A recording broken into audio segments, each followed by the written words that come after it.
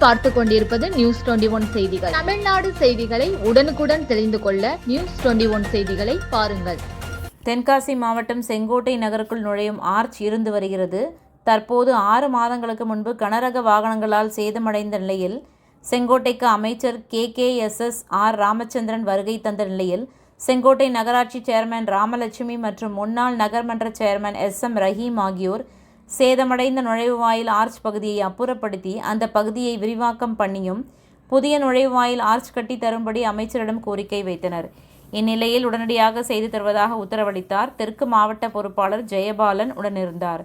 News 21 செய்திகளுக்காக கோதர்ஷா.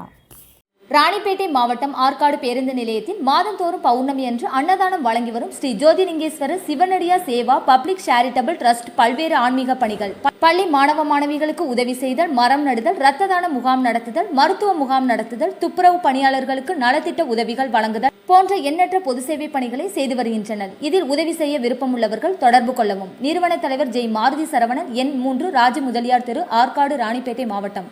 மேலும் விவரங்களுக்கு 9040405952 8098187924 என்ற எண்ணை தொடர்பு கொள்ளவும்.